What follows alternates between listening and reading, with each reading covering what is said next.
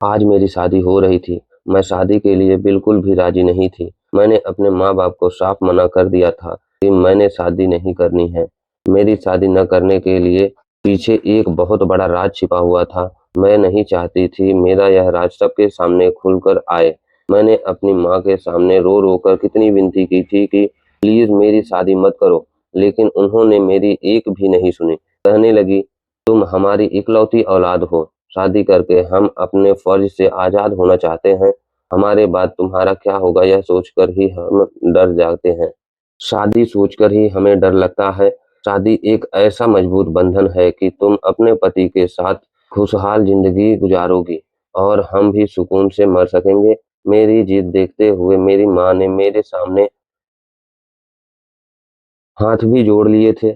मैं अपनी माँ को यूँ रोते हुए नहीं देख सकती थी, मजबूरी में सही, लेकिन मैं इस रिश्ते के लिए हाँ कर दी थी। मैं दुल्हन बनी आज अपने पति के घर आई थी। मेरी ननद ने मुझे कमरे में बिठाया, मैं बहुत ज़्यादा डरी हुई थी। मुझ पर इस कदर डर था कि मेरे दिल की धड़कनें तेज़ से चल रही थी। मेरा पूरा शरीर काँप रहा था, मेरे हाथ ठंडे हो गए थे। जैसे-जैसे समय गुज़र रहा था, मुझे डर लग रहा था कि कुछ ही देर में मेरा पति रंजन मेरे कमरे में आ जाएगा और यह सोचकर ही मेरी जान निकल रही थी कि उसके बाद क्या होगा। मैं अभी अपनी इन्हीं सोच का ताना बना बुन रही थी कि कमरे का दरवाज़ा खुला था, सामने मेरा पति रंजन खड़ा था। उसे देखकर तो जैसे मुझे लगा मेरा अगला सांस ही नहीं आएगा, क्योंकि दिल में कुछ होने लगा था। उसने एक नज़र मुझे देखा, पता नहीं क्यों उसके माथे पर बल पड़े हुए थे। वह अभी तक कमरे के दरवाजे पर ही खड़ा हुआ था। कमरे का दरवाज़ा ज़ोर से उसने बंद किया था और फिर से बाहर चला गया। मेरा दिल तो जैसे दरवाजे बंद होने पर यूँ लगा जैसे सीने में थम जाएगा। कुछ ही देर हुई थी कि मेरे कमरे का दरवाज़ा दोबारा खुला तो मेरी जेठानी बदहवासी के आलम में अंदर आई। उनके हाथ में एक सफ़ेद रंग की चादर थी। कहने लगी कि एक तो शादी के हंगामों में भी भूल गई थी। रंजन ने तो 10 मिनट के अंदर-अंदर मुझे मेहमान के सामने ही बेइज्जत करके रख दिया। चलो उठो जरा बैठ की चादर बदल लूँ। मैं बेड से उतरी, उन्होंने चादर उतार कर सोफे पर रखी और बेड पर सफ़ेद रंग की चादर बिछा दी। यह देखकर तो जैसे मेरा दिल किसी ने मुट्ठी में दोबारा दबोच लिया हो। कहने लगी, शादी के हंगामों में इंसान की मत ही मारी जाती है। 2 मिनट के अंदर-अंदर उन्होंने बेड पर सफ़ेद रंग की चादर बिछा दी थी। कहने लगी, रंजन इस मामले में बड़ा ही वहमी है। बेड की चादर देखकर उसने तो पूरा घर सर पर उठा लिया था। फौरन गुस्से से दनदनाता मेरे पास आया, कहने लगा, भाभी मैंने आपको पहले ही कहा था कि मेरे बेड पर शादी की पहली रात सफ़ेद चादर बिछा देना, और अब मैं कमरे में देख कर आ रहा हूँ कि बेड पर सफ़ेद चादर नहीं है। अब मुझे कैसे पता चलेगा कि लड़की कुंवारी है या फिर चरित्रहीन है? अपनी जेठानी के मुँह से यह बात सुनकर मेरे पूरे शरीर से पसीना छूट गया था। मेरी जेठानी कमरे से जा चुकी थी, लेकिन मेरा दिल तो जैसे धड़कना भूल गया था। मैं बार-बार अपने हाथों की उँगलियाँ चटका रही थी, समझ नहीं पा रही थी कि क्या करूँ और क्या ना करूँ।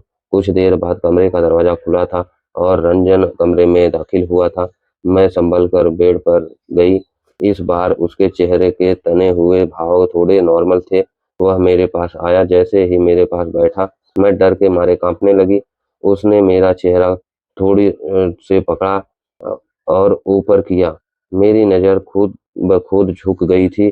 कुछ देर मेरे चेहरे को बड़ी मोहब्बत से देखता रहा और कहने लगा कि तुम तो बहुत खूबसूरत हो। जितनी तुम्हारी खूबसूरती की बातें अपनी भाभी से सुनी थी, वह सभी तुम्हारे सामने कम है। भाभी ने तुम्हारी खूबसूरती की बहुत तारीफ़ें की थी, लेकिन तुम्हें देखकर लग रहा है कि जितनी भी तारीफ़ की थी, कम थी।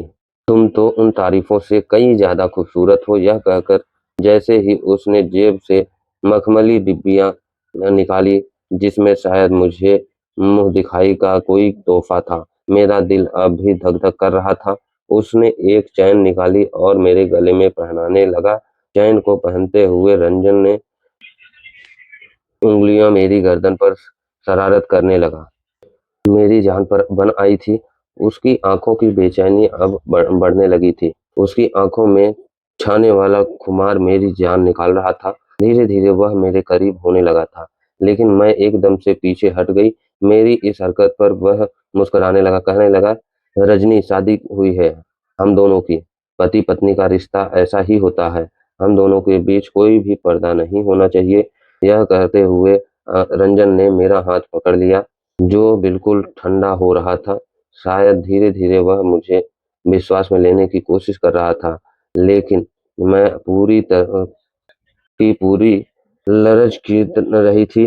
रंजन फिर मुझे समझाने लगा, देखो रजनी, यह हमारे बीच जो कुछ भी हो रहा है, यह जायज़ है। लड़कियां अक्सर ऐसे मौके पर घबरा जाती हैं, लेकिन मेरा विश्वास करो, मुझसे तुम्हें कोई तकलीफ नहीं होगी। भाई, पति हूँ तुम्हारा। शायद मेरे कांपने और घबराने पर वह मुझे समझाने की कोशिश कर रहा था, लेकिन मुझे कांपने और घबराने की वजह कुछ और थी।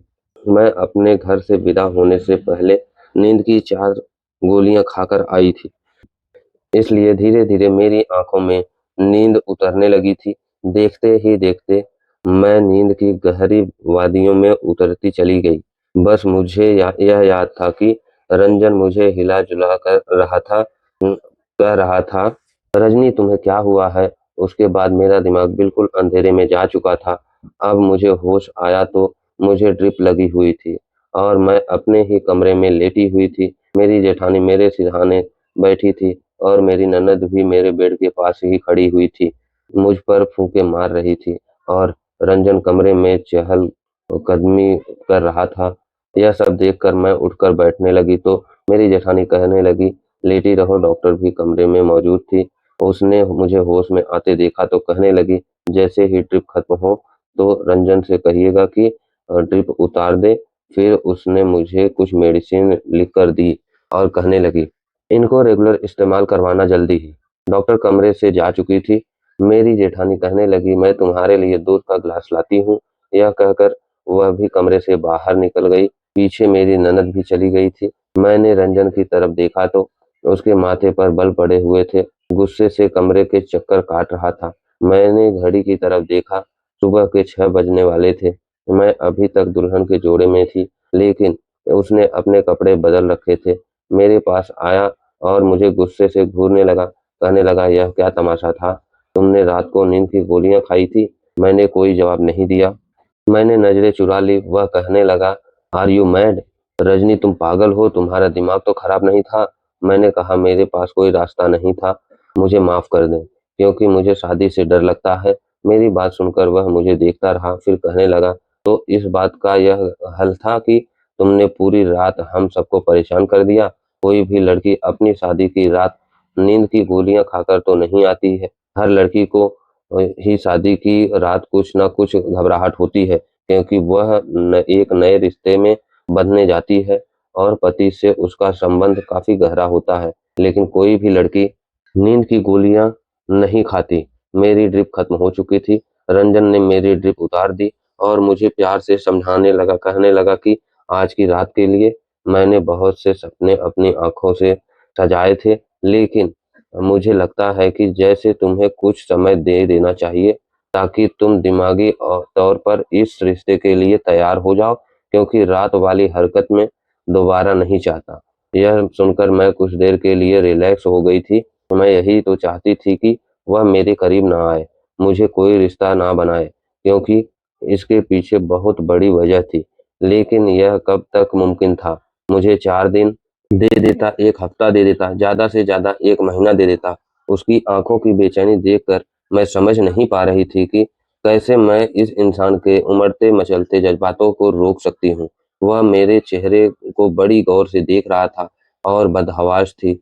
ना मेरे दिल में कोई उमंग थी, ना ही मेरी शादी मेरी मर्ज़ी से हुई थी। यह एक ज़बरदस्ती का बंधन था। लेकिन ख़ैर, मेरा सारा डर उस बेडशीट से आता था, जो मेरे लिए मौत का पैगाम लेकर आती थी। अगर रात को मैंने मेडिसिन ना खाई होती तो रंजन कहने लगा, "कितनी खूबसूरत और मासूम हो, तुम्हें देखकर मेरा दिल मुझे बेईमानी पर उकसाता है। लेकिन खैर, तुम्हारा ख्याल तो रखना ही पड़ेगा, क्योंकि यह मेरी जिम्मेदारी है।" यह कहकर वह वहां से उठकर चला गया था। कुछ देर बाद मेरी जेठानी मेरे लिए दूध का ग्लास लेकर आई मुझे दूध पिलाकर उन्होंने मुझे सोने के लिए कह दिया। मैं दोबारा से लेट गई और सो गई। मेरी ससुराल में ज़्यादा लोग नहीं थे। मेरी एक ननद थी, वह भी शादीशुदा थी। मेरे एक जेठ और जेठानी थे, वह अपने अलग घर में सेटल थे।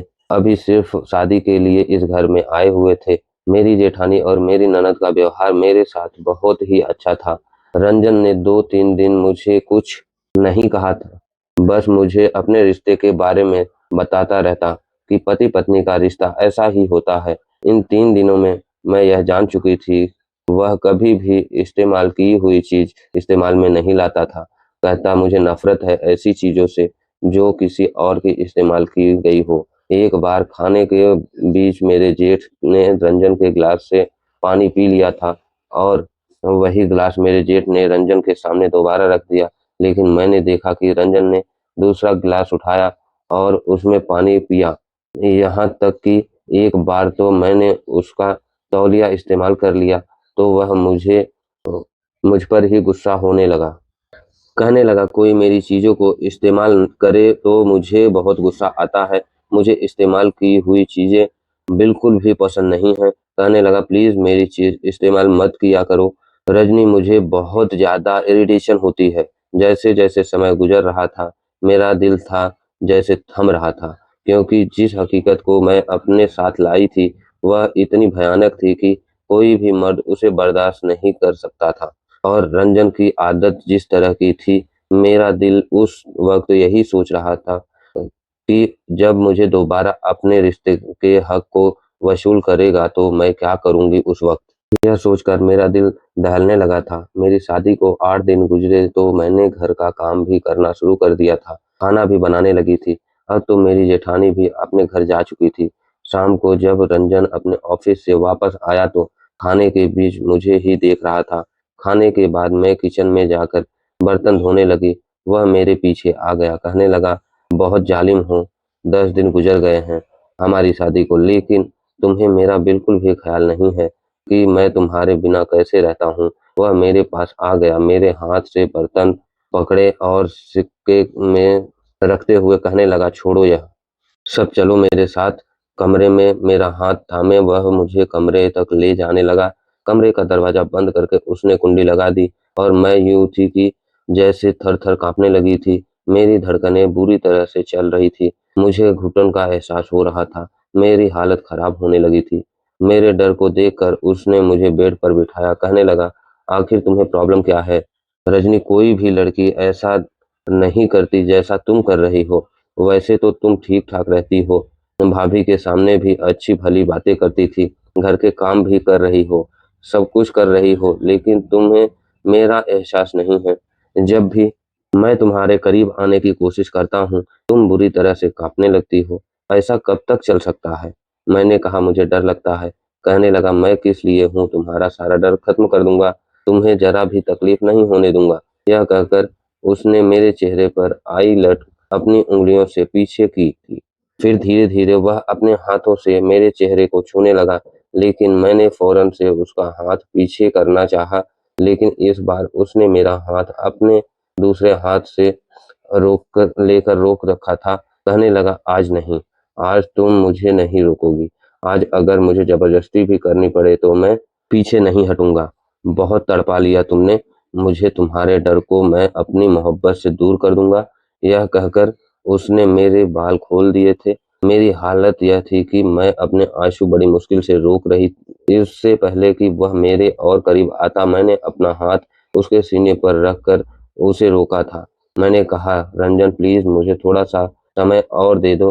कहने लगा, "नहीं, बिल्कुल भी नहीं।" उसकी शराफ़त धीरे-धीरे बढ़ती चली जा रही थी। उसकी गरम-गरम सांसें मेरी गर्दन पर पड़ने लगी थी और एकदम ही मैंने उसे खुद से पीछे किया था। मैंने कहा, "रंजन मुझे घुटन हो रही है। ऐसा लगता है मुझे कुछ हो जाएगा।" मेरी बात सुनकर कहने लगा, "अच्छा क्या हो जाएगा तुम्हें? बेहोश हो जाओगी, ठीक है, हो जाओ बेहोश। लेकिन होश में आने के बाद भी मैं तुम्हारे साथ वह सब कुछ करूँगा जिसका मैं हक रखता हूँ।" मैं रोने लगी, उसे खुद से दूर करने लगी। मेरी हालत और भी ज़्यादा बिगड़ने लगी, लेकिन वह मुझे छोड़ने को तैयार नहीं था। अब वह मेरे बेहद करीब आ चुका था। मुझे अपनी बाहों में समेट चुका था।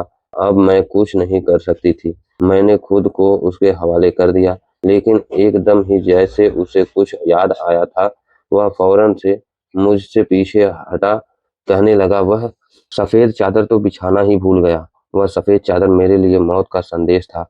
इससे पहले वह मेरे पास से जाता, मैं उसका हाथ पकड़ लिया। मैंने कहा, "प्लीज़ मुझे छोड़कर मत जाओ, मुझे डर लगता है।" मेरी बात पर वह हैरत से मुझे देखने लगा, कहने लगा, "क्या चीज़ हो तुम? मेरे पास आने से भी डर लगता है, मेरे दूर जाने से भी डर लगता है। अभी 1 मिनट रुको, मैं अभी आता हूँ। एक बार सफ़ेद चादर ले आऊँ।" यह कहकर उसने मेरा हाथ अपने बाजू से जुदा किया और खड़ा हो गया। अलमारी में सफ़ेद चादर ढूँढने लगा, लेकिन वह चादर तो मैं छुपा चुकी थी। काफ़ी देर तक वह चादर को ढूँढता रहा, लेकिन जब नहीं मिली तो उसने ठंडी आह भरी और अलमारी बंद कर दी। वापस आकर लेट गया। कहीं लगा सफ़ेद चादर ने आज तुम्हारी जान बचा दी है। पता नहीं भाभी ने वह चादर कहाँ रख दी है। यह सुनकर मैं चुप हो गई। फिर कहने लगा, रजनी, तुम मेरी आदतों को इतने दिनों में अच्छी तरह समझ गई होगी। मुझे यह कहना अच्छा तो नहीं है लग रहा है, लेकिन फिर भी जैसा कि आजकल का माहौल है, सावधानी ज़रूरी होती है। मैं नहीं चाहता मुझे ऐसी लड़की मिले जो पहले से अपनी इज्जत गँवा कर आई हो।"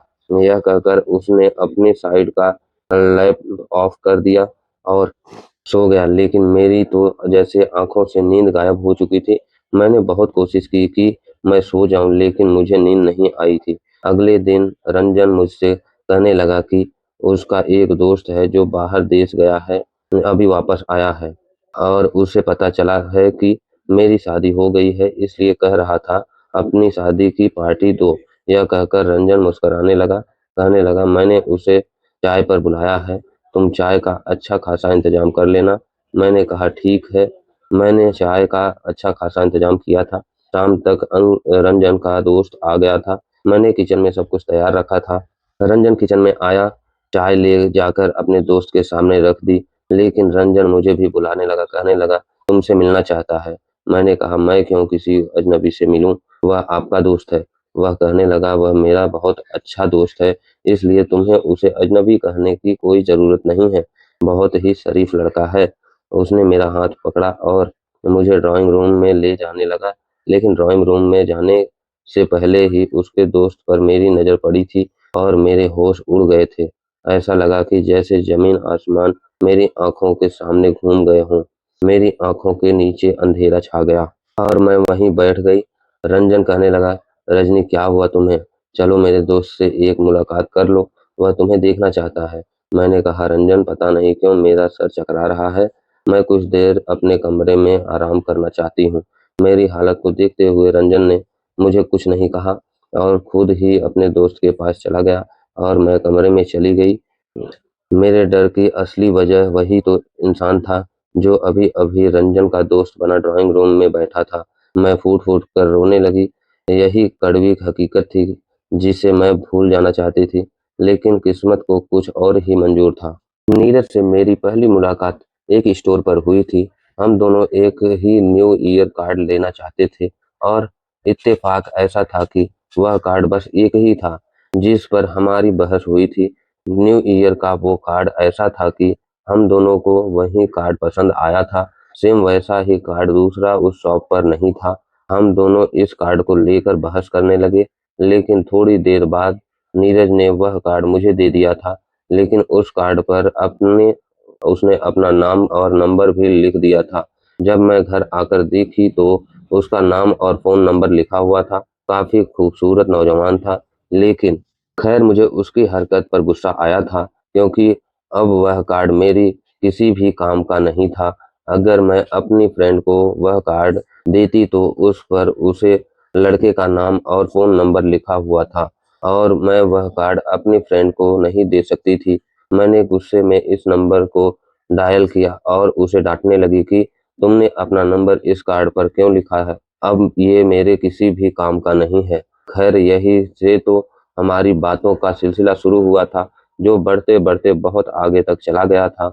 मुझे नीरज से मोहब्बत हो गई थी और वह भी ऐसे ही मुझसे मोहब्बत करता था। पहले तो हमारे बीच सिर्फ बातें होती थी, लेकिन धीरे-धीरे वह मेरी तरफ तारीफ़ें करने लगा कि पहली नज़र में ही तुम मुझे बहुत अच्छी लगी थी और जानबूझकर मैं तुमसे बहस शुरू की थी। मुझे उस कार्ड से कोई दिलचस्पी नहीं थी, मैं चाहता तो दूसरा कार्ड भी ले सकता था। मुझे दिलचस्पी तो तुमसे थी, इसलिए मैंने अपना नंबर लिख कर दे दिया था। पहले तो मेरा इरादा उससे सिर्फ दोस्ती करने का था, जैसे कि मेरी दोस्तों ने कर रखी थी, लेकिन मैं नहीं जानती थी यह दोस्ती मोहब्बत में बदल जाएगी और वह मुझे बहुत प्यार हो जाएगा। 6 महीने में ही हमारा हाल था कि हम एक दूसरे के बगैर रह नहीं सकते थे। अब हमारे बीच किसी भी बात का कोई पर्दा नहीं रहा था। हम एक दूसरे से हर तरफ की बातें शेयर करने लगे थे। वह बातें भी जो हमें नहीं करनी चाहिए थी। शैतान जब इंसान पर हावी होने लगता है तो इसकी अकल खत्म हो जाती है। हमारे साथ भी ऐसा ही हुआ था। धीरे-धीरे मैं बहकने लगी थी, अपनी राह से भटकने लगी थी। शायद वह उम्र ही कुछ ऐसी जज़्बाती उम्र होती है। उस समय मैं इंटर क्लास में थी और मेरी उम्र उस समय 17 साल थी। यह ऐसी नाजुक उम्र होती है कि लड़कियां बहुत जल्दी अपनी राह से भटक जाती हैं। एक बार मुझे नीरज ने बाहर मिलने के लिए बुलाया था। मेरा अपना खुद ये हाल था कि अब बातों से मन नहीं भरता था। मैंने सोचा कि एक मुलाकात कर लेनी चाहिए और मैं उससे मिलने के लिए चली गई। एक दूसरे को देखकर हमारे जज्बात उभरने लगे थे, बेकाबू होने लगे थे। मुलाकातों का सिलसिला जारी हो गया और एक बार वह सब कुछ हो गया जो नहीं होना चाहिए था। मैं तो उस दिन कॉलेज के लिए निकली थी, लेकिन असल मकसद तो नीरज से मुलाकात करना था। पहली मुलाकात में हम एक कैफ़े में मिले थे। एक दूसरे को देखकर हमारा मन नहीं भरा था। हम एक दूसरे के और भी करीब होना चाहते थे। मैं इस बार नीरज से ये भी कहना चाहती थी कि वह अपना रिश्ता मेरे लिए भेज दे। हालाँकि चाहता तो उसकी भी यही थी। वह मुझे अपने एक दोस्त के फ्लैट पर ले गया था। हालाँकि अकेले फ्लैट में मुझे थोड़ी घबराहट हो रही थी, लेकिन धीरे-धीरे मेरी घबराहट कम होने लगी थी। नीरज मुझे बताने लगा कि मैं अपने बड़े भाई के पास इटली जा रहा हूँ, 3 साल बाद वापस लौटेगा और फिर तुम्हारा रिश्ता माँग लूँगा। 3 साल में मैं अच्छा भला सेटल हो जाऊँगा, तो तुम्हारे घर वाले रिश्ते पर ऐतराज़ नहीं करेंगे। नीरज की बातें सुनकर मेरी आँखों में आँसू बहने लगे। मैंने कहा, नीरज, मैं 3 साल कैसे गुजारूँगी तुम्हारे बगैर? मैं तो मर जाऊँगी। आँखें तो उसकी भी नम भी थी। पता ही नहीं चला कि मैं कब रोते-रोते उसके करीब हो गई थी। मैंने उसके कंधे पर सर रख दिया था और रोने लगी थी। हम दोनों का ही मिलन पहली बार था। नीरज की ज़िंदगी में भी मुझसे पहले कोई लड़की इतने करीब नहीं हुई थी और ना ही मेरी ज़िंदगी में कोई लड़का आया था। वह मुझे तसल्ली देने लगा, कहने लगा, तुम परेशान मत हो, अभी मेरे पास कोई नौकरी नहीं है और तुम्हारे माँ-बाप भी बिना नौकरी के मुझे तुम्हारा रिश्ता नहीं देंगे। मैं उसके साथ लगकर रोए जा रही थी। पता नहीं कब नीरज पर खुमारी सी चढ़ने लगी थी और वह मुझे धीरे-धीरे अपनी बाहों में भरता चला गया था। मैं भी तुम्हारे बगैर कैसे जाऊँगा? मुझे एक यादगार मुलाकात दे दो ताकि मैं वहाँ पर जब भी उदास हूँ तो तुम्हें याद कर लिया करूँगा। इस हसीन पलों को याद करके दिल को सुकून पहुँच लिया करूँगा। यह सुनकर मैं एकदम से घबरा गई थी और नीरज से पीछे हटी थी। मैंने इनकार किया, लेकिन उसकी मोहब्बत के सामने मैं भी बेबस हो गई थी। मैं उसे ज़्यादा मना नहीं कर पाई। धीरे-धीरे हम बेहद करीब होते चले गए और मुझे खुद ही अंदाजा नहीं हुआ, वह मुलाकात मेरी ज़िंदगी भर का रोग बन गई थी। जब जज़्बातों का तूफ़ान ठंडा हुआ तो मैं अपना सब कुछ खो बैठी थी। मैं बस रोए जा रही थी। वह शर्ट पहनते हुए कहने लगा, मैं तुमसे कभी भी बेवफ़ाई नहीं करूँगा। मैंने कहा, नीरज, मुझे डर लग रहा है। अगर देर हो गई तो मैं क्या करूँगी? कहने लगा, तुम्हें कुछ नहीं होगा। अभी तुम सिर्फ़ इंटर में हो। जब तक तुम्हारी पढ़ाई पूरी होगी मैं वापस भी आ जाऊँगा। बल्कि इससे पहले ही आ जाऊँगा। बस तुम शादी मत करना और मेरा इंतज़ार करना। यह कहकर वह चला गया था, लेकिन वह नहीं आया। पहले-पहले ही वह मुझे बात कर लिया करता था, लेकिन फिर उसकी कॉल आनी बंद हो गई। उसका फ़ोन भी बंद जाने लगा। मुझे बहुत कॉन्टैक्ट करने की कोशिश की, लेकिन उससे कोई भी बात नहीं हो पा रही थी। 4 साल तक मैंने उसका इंतज़ार किया था, लेकिन वह नहीं आया। मैं 21 साल की हो चुकी थी और मेरे रिश्ते आने लगे थे। मैं अपने माँ-बाप को कभी कोई बहाना कर देती और कभी कोई बहाना कर देती, लेकिन रंजन के रिश्ते में ऐसी कोई कमी नहीं थी कि मैं इनकार कर सकती। वह खूबसूरत हैंडसम लड़का था, उसमें कोई भी कमी नहीं थी। फिर मैं कैसे इनकार करती? मेरे माँ-बाप ने मेरी उससे शादी कर दी और मैं उसकी पत्नी बनकर उसके घर आ गई। लेकिन जैसे ही शादी की पहली रात सफ़ेद चादर बिछाई गई, मैं अजीब घबराहट में घिर गई थी, क्योंकि फिर वह जान जाता कि मैं पवित्र नहीं हूँ। और अब तो नीरज मेरे सामने आकर खड़ा हो गया था। वह क्यों आया था? जब 4 साल में भी नहीं आया, तो अब क्यों मेरी ज़िंदगी बर्बाद करने आया गया था? मैं तो पहले से ही बड़ी मुश्किल में अपनी ज़िंदगी गुजार रही थी। मेरा पति मुझे बिना सफ़ेद चादर के अपनाने के तैयार नहीं था। मेरी तो पवित्रता का सबूत चाहिए था, जो मैं खो चुकी थी। शाम से रात हो गई थी। रंजन अपने कमरे में आया तो मुझे रोता देखकर पूछने लगा। मैंने कहा, मेरे सर में बहुत दर्द है। कहने लगा, चलो डॉक्टर के पास ले जाता हूँ। मैं इनकार कर दिया। मैंने कहा कि मैं टैबलेट खा लूँगी, कुछ ही देर में ठीक हो जाऊँगी। वह कहने लगा, नीरज मेरा बहुत गहरा दोस्त है। मैं चाहता था तुम भी हमारे साथ बैठकर बातें करती। फिर रंजन कहने लगा, जानती हो रजनी, मेरे दोस्त नीरज के साथ बहुत बुरा हुआ है। मैंने कहा, क्यों, क्या हुआ? कहने लगा, उसे एक लड़की से मोहब्बत हुई थी, लेकिन उस लड़की ने धोखा उसे दे दिया। वह तो उसे लड़की की खातिर विदेश भी चला गया था, ताकि खुद को सेटल कर सके और उस लड़की से शादी कर सके। लेकिन उस लड़की ने उसे धोखा दिया। वह जहाँ गया था वहीं उसका एक्सीडेंट हो गया और जिसमें उसकी एक टांग भी खराब हो गई। वह अब भी स्टिक के सहारे चलता है। इस एक्सीडेंट में उसका मोबाइल भी किसी ने उठा लिया था और उसे वापस नहीं मिला, इसलिए उस लड़की से दोबारा बात नहीं कर पाया। जिस कंपनी से उसे नौकरी मिली थी, उन्होंने ही उसका इलाज करवाया था, लेकिन उसे 4 साल के लिए कैद कर लिया था कि जैसे ही वह ठीक होगा दोबारा से नौकरी ज्वाइन करेगा और 4 साल तक वापस हिंदुस्तान नहीं जा सकता। उस लड़की से वह चाह कर भी कोई बात नहीं कर पा रहा था, क्योंकि उसका फ़ोन नंबर इस फ़ोन में था, जो कि एक्सीडेंट की वजह से वही मौके पर किसी ने उठा लिया था। जब वापस आया तो उसे पता चला कि उस लड़की की शादी हो चुकी है। उस लड़की ने उसके साथ बेवफ़ाई की, उसका इंतज़ार तक नहीं किया, बस यही बताने के लिए आया था। फिर कहने लगा कि तुम्हें पता है मैं शादी की रात सफ़ेद चादर क्यों बिछाना चाहता था? मैंने पूछा था, क्यों? कहने लगा, उस लड़की ने मोहब्बत में नीरज के साथ सारी हदें पार पार कर दी थी और फिर किसी दूसरे के साथ शादी करके खुशी-खुशी अपनी ज़िंदगी गुजार रही थी, अपने पति को धोखा दे रही है। ऐसी बहुत सी लड़कियों के बारे में मैंने सुन रखा है। पहले तो शादी से पहले अय्याशियाँ करती हैं और पति को खबर भी नहीं होती कि उनके साथ ज़िंदगी गुजारने वाली लड़की पवित्र है या फिर अपनी इज्जत पहले ही गँवा चुकी है। अब मैं और ज़्यादा बर्दाश्त नहीं कर सकती थी। मैं रंजन के पास आई, मैं रोने लगी कि रंजन ने कहा, क्यों रो रही हो? तुम्हें क्या हुआ? मैंने उसके सामने हाथ जोड़ दिए। मैंने कहा, रंजन मुझे माफ़ कर दो, मैंने बहुत बड़ा पाप किया है। मैं तुमसे झूठ बोलकर ज़िंदगी नहीं गुजार सकती। मैं रंजन को सब कुछ सच-सच बता दिया। वह हैरत से मुझे देख रहा था। मैंने कहा, मैं तुम्हारे लायक नहीं हूँ।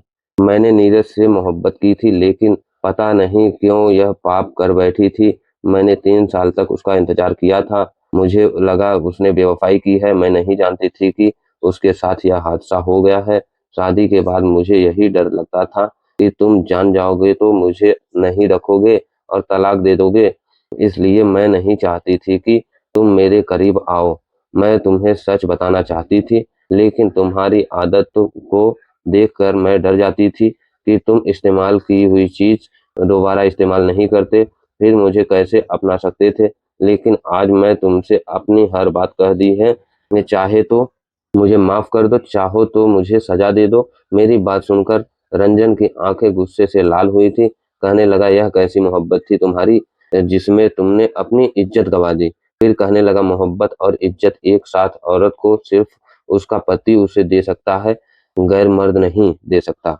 मुझे अपने दोस्त नीरज की यह बात बुरी लगी थी कि उसने मोहब्बत में एक लड़की की इज्जत मांग ली थी और हमेशा उसको इस बात पर बुरा भला कहता रहता था, क्योंकि यह बात बिल्कुल भी ठीक नहीं है। तुम मेरी मोहब्बत बन गई थी। शादी के 7 फेरे लेते हुए ही तुम्हारी मोहब्बत खुद ब खुद मेरे दिल में पैदा हो गई थी। हाँ, मैं मानता हूँ मुझे इस्तेमाल की हुई चीज़ पसंद नहीं है, लेकिन तुम मेरी पत्नी हो। पति-पत्नी एक दूसरे का वस्त्र होते हैं और वस्त्र इंसान के शरीर को छुपा कर रखते हैं, उसकी कमियों को भी छुपा लेते हैं। इसलिए मेरा फर्ज है कि मैं तुम्हारा यह ऐब भी छुपा लूँगा। यह कहकर उसने मेरा हाथ थामा था। मैं पत्थर की बन गई थी। मैं सोच भी नहीं सकती थी कि रंजन का दिल इतना बड़ा भी हो सकता है। बस 1 मिनट लगा था। मेरे दिल में रंजन की मोहब्बत नीरज से भी कई गुना बढ़ गई थी। चाहे जाने के काबिल था, वह मुझे माफ़ कर चुका था। उसने नीरज से दोस्ती भी खत्म कर दी थी। उसके बाद नीरज कभी हमारे घर नहीं आया था, ना ही रंजन ने कभी उसकी चर्चा किया था। मेरी शादी को 5 साल हो चुके थे, हमारा एक प्यारा-सा बेटा भी है। रंजन ने भी कभी मुझे मेरे अतीत के हवाले से एक ताना नहीं दिया था और मेरा तो यह हाल है कि रंजन की दीवानी हो चुकी हूँ। उसके ज़बान से निकला हर शब्द मेरे लिए हुक्म का स्थान रखता था। असल मोहब्बत वही है जो अपने पति से की जाती है, क्योंकि वह आपको मोहब्बत के साथ-साथ इज़्ज़त भी देता है। दूसरी मोहब्बतें की तरह मोहब्बत के बदले इज़्ज़त नहीं माँगता। भगवान के लिए अपने पति से मोहब्बत करें, ना कि माँगता। भगवान के लिए अपने पति से मोहब्बत करें, ना कि गैर मर्द की 4 मोहब्बत की बातें सुनकर अपनी इज़्ज़त को दाँव पर लगाएँ।